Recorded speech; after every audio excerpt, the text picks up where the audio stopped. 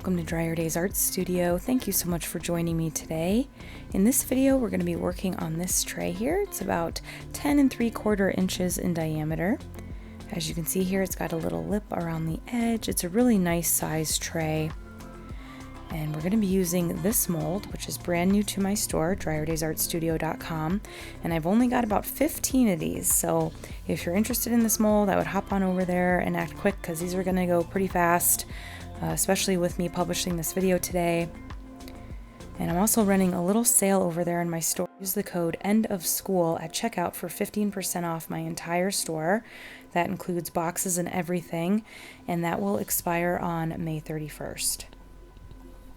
So here I'm just going to clean off this mold. I always recommend that you hand wash with warm soap and water your molds when you get them and take them out of the bag, just to make sure they're clean. And I'm using an alcohol prep pad here to just get any other dirt or residue off of the mold here. The alcohol prep pads are nice too because if there's any water that's still kind of left, it'll soak that up really well.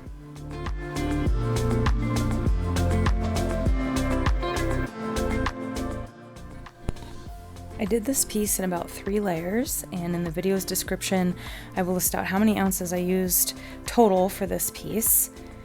And I'm just going to get a nice base here of clear resin to start with. I'm going to get it down in the crease there that creates that lip on the finished piece, that edge.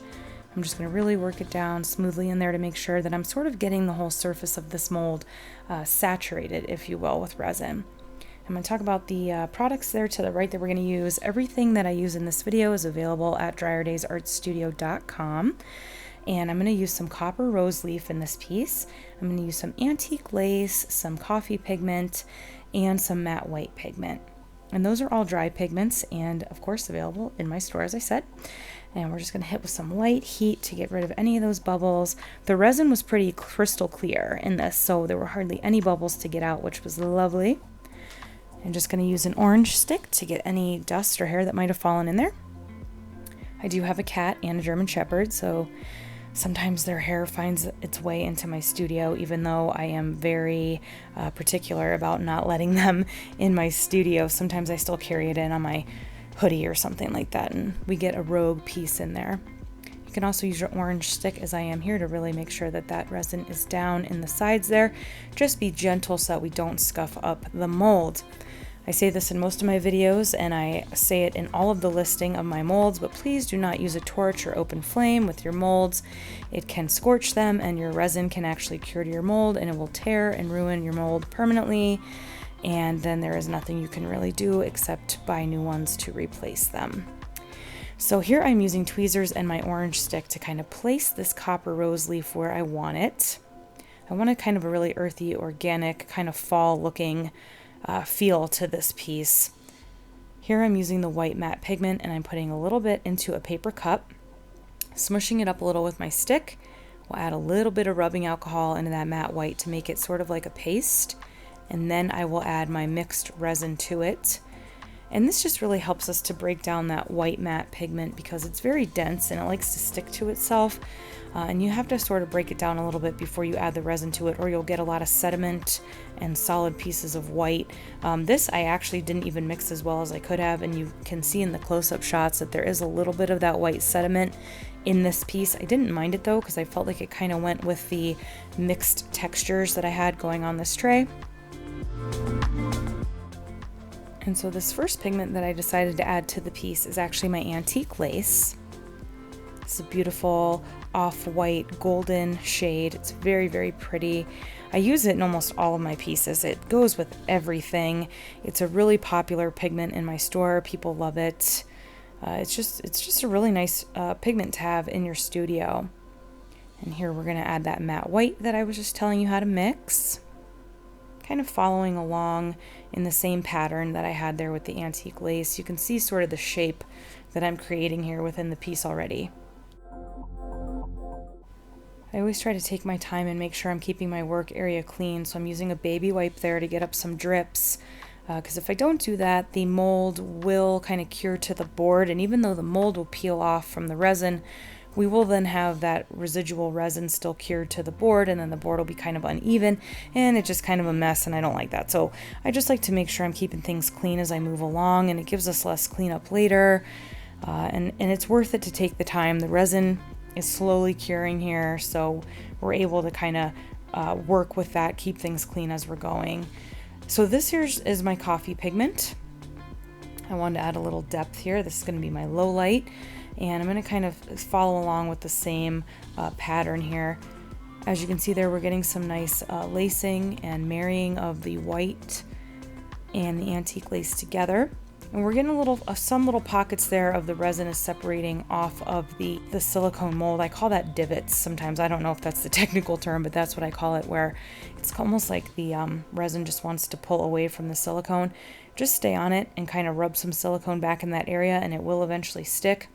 I used to think it meant that my mold was dirty, but I really thoroughly cleaned this mold, and I used an alcohol wipe on it, and it was still just doing that a little bit on that one edge there in that one area. So I just kind of kept an eye on it, was mindful of it, and kept kind of dabbing it with resin until it did eventually stick, and it cured fine, and it looks beautiful in the final piece.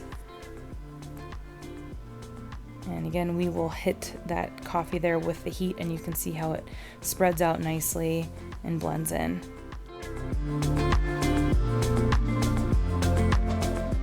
Here is that first layer. I thought it looked pretty cool as it was curing here and kind of spreading out. So I took a quick little video. And now this is probably about 5 hours later, so you can see it's still kind of mushy, like I can move the mold around. It's not rock hard yet, but I'm going to come in and do a second layer. Again, laying some clear down first. So at about 5 hours, this resin was cured enough that this layer was not going to affect that first layer, but it was still kind of soft. It wasn't totally hard, but it definitely wasn't going to move around at all. And that's the key. That's what you want to wait for. You don't have to wait that full 24 hours, but you need to give it enough time that it's solidified, that adding another layer on top is not going to affect it at all. I'm also going to be mindful of my heat. I'm going to use heat to pop any bubbles and marry colors, but I'm going to be very quick with it so that it doesn't heat up that layer underneath either. You can see there to the right, I am keeping track of how many ounces I was using. So that first layer, I only used about 4. And now for this second layer, if you can read my writing over there, I made about 8 ounces. And I'm following along with the same pattern here, again using antique lace. I'm going to use that matte white again, and I am going to use the coffee.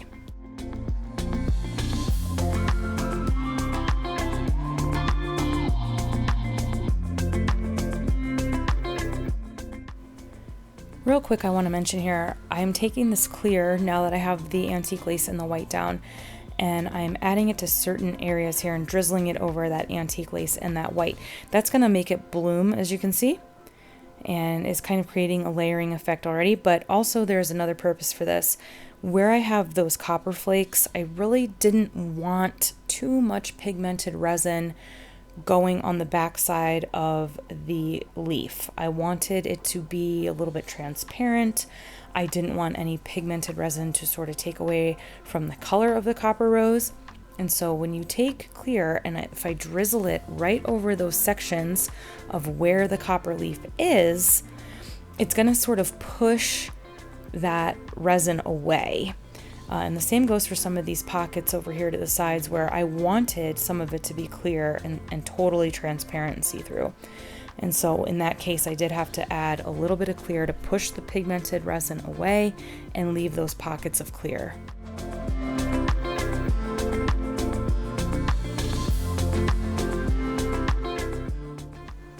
I am going to time-lapse this a little bit and break it up, but this is still just that second layer.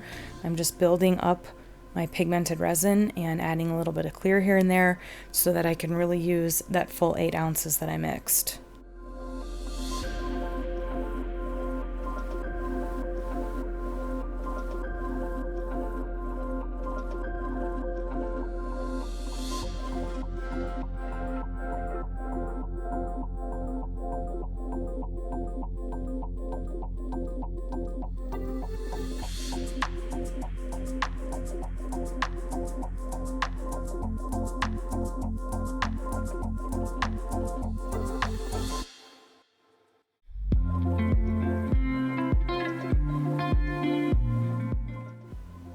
now I decided it might be cool if I added a little of that copper rose leaf in some of the areas that were a little bit transparent so that it looked like layers and looked like the tray had a little bit more depth, especially with the copper leaf.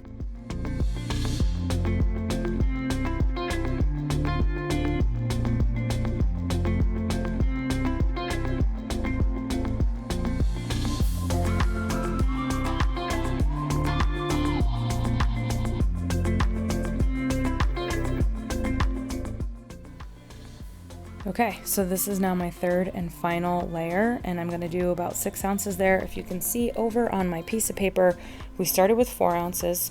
The second layer was about 8, but it says that I had about 0.75 ounces left over. So it was more like 7.25 ounces that we used. And now in this last layer, I am using 6 ounces. And that's just to fill out the rest of the mold. I could have used maybe even a little bit more, like an extra ounce, ounce and a half. But I decided just to stick with the 6. I wanted to see how this would demold and how it would look, and it still turned out pretty well. But there was just a little bit of room left there that you maybe could have done an extra ounce.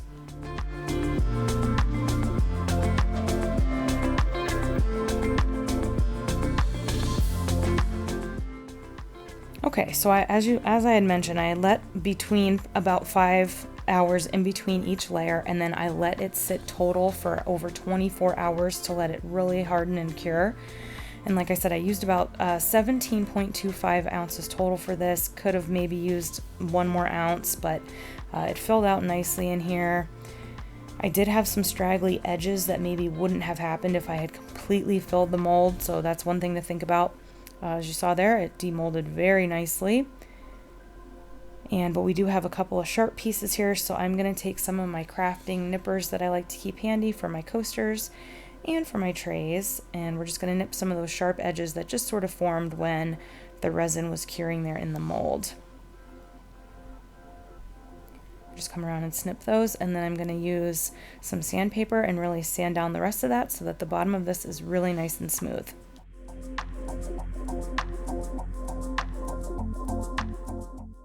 Alright, so there you have it, guys. 3 layers to this beautiful tray. You could definitely add some handles to this if you wanted, but I like it just as is. I think this is a beautiful shape. It's a really nice size. Definitely would be beautiful on a coffee table or in a bathroom or on a night table. Just a really nice size. Like I said, it's about 10 3/4 inches in diameter. Please head over to DryerDays Art Studio to check out and purchase all of the products used in this video. Please like, comment, and subscribe. I have hundreds of tutorials on resin and fluid art. And don't forget to hit the bell so that you know every time I release a new video. And until next time, everybody, keep on pouring.